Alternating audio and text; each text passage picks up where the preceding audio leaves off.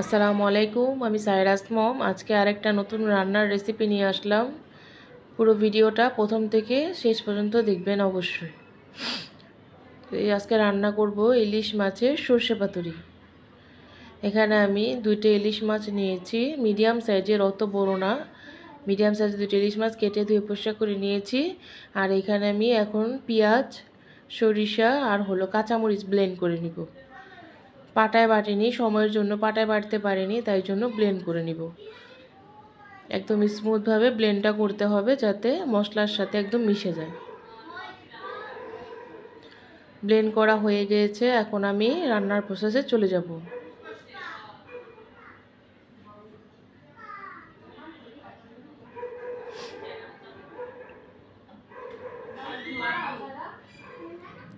এখানে আমি একটা প্যান গরম করে নিলাম, গরম করে তেলটা দিয়ে নিলাম।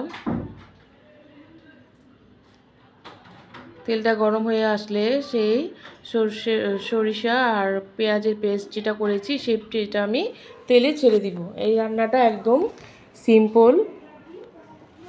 এই রান্নাটা রান্না করতে কোনো ঝামেলাও নেই, কোনো কষ্ট নেই, একদম সিম্পলভাবে দারুণ মজার একটা রেসিপি।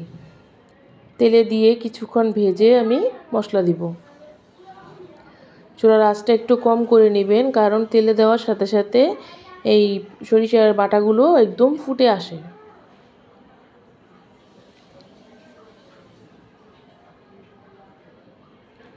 এখন আমি মশলাগুলো দিব এক এক করে।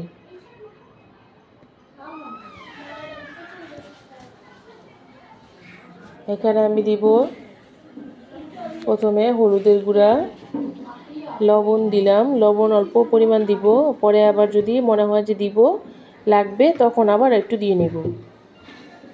লবণ, হলুদের গুঁড়া দিয়ে রান্না করব, আমি এখানে কোনো গুঁড়ো মরিচ দিব না।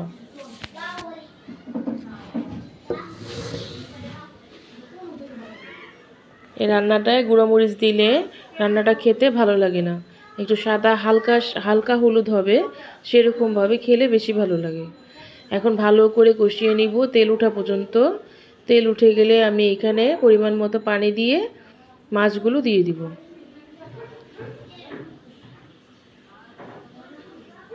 এই সরিষাটা ভালো করে কষিয়ে নিতে হবে, তাহলে হলুদের যে একটা কাঁচা গন্ধ থাকে সেই গন্ধটা চলে যাবে।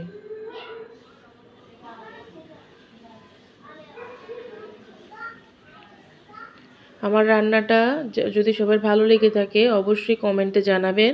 আর এই রান্নাটা একদম সহজ হবে, প্রবাসী ভাই ও বোনদের জন্য অনেক সহজ হবে, কারণ অনেকে আছে কাজের জন্য ভালো মজাদার রান্না করে খেতে পারে না। আমার এই ভিডিওটা দেখলে ওনাদের অনেক সহজ হয়ে যাবে, সহজ পদ্ধতিতে এই রান্নাটা করে খেতে পারবে। এখন মাছগুলো আমি, মশলাটা কষানো হয়ে গেছে, আমি এখানে মাছগুলো সব দিয়ে কিছুক্ষণ নেড়ে চেড়ে অল্প একটু পানি দিয়ে চুলার আঁচটা কম করে ঢেকে রেখে দিব 10 মিনিটের মতো। কারণ ইলিশ মাছ বেশি জাল দিলে মজা ভালো লাগে না খেতে, জালটা একটু কমই দিব, 10 থেকে 15 মিনিট দিলেই হবে। যখন দেখবেন এই রান্নাটা থেকে তেল ছেড়ে দিয়েছে, রান্নাটা একদম কমপ্লিট।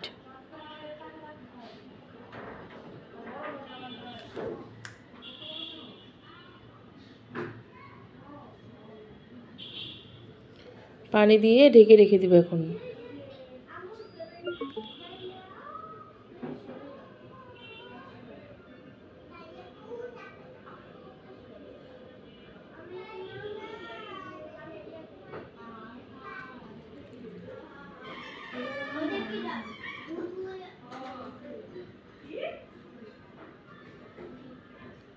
ঢেকে রেখে দিব, কিছুক্ষণ পর আবার নেড়ে চেড়ে নিব, নাহলে এই সরিষা ইলিশ কিন্তু একটু বেশি চোখের আউল হলে লেগে যায়, প্যানের গায়ে লেগে যায়, তাই জন্য একটু বারে বারে চেক করতে হবে। আর এখানে আমি আস্ত 3-4টা কাঁচামরিচও দিয়ে নিলাম, ব্লেন্ড করার সময় 2-3টা দিয়েছি, আর এভাবে এখন দিব আস্ত। এখন আমি ঢাকনাটা তুলে আবার দেখে নিব রান্নাটা হয়েছে কিনা। আরেকটু বাকি, তেলটা এখনও ছাড়েনি। এখনই দেখেন কালারটা কত সুন্দর আসছে। এই সময় অবশ্যই আপনারা লবণটা ভালো করে চেক করে নেবেন, আর লবণ দেওয়ার হলে এই সময় লবণটা দিয়ে দিবেন। রান্নাটা আমার কমপ্লিট হয়ে এসেছে, এখন আমি নামিয়ে নেব। সরিষা ইলিশ দিয়ে শীতের সময় ভাত খেতে খুব ভালো লাগে। ঠান্ডা সর্দি এগুলা যখন ঠান্ডা সর্দি হয়, এই সরিষা বাটা দিয়ে ইলিশ রান্না করে খেলেও আপনাদের কাশি সর্দি এগুলো ঠিক হয়ে যাবে। কালারটা দেখেন কত সুন্দর আসছে, লোভনীয় একটা কালার।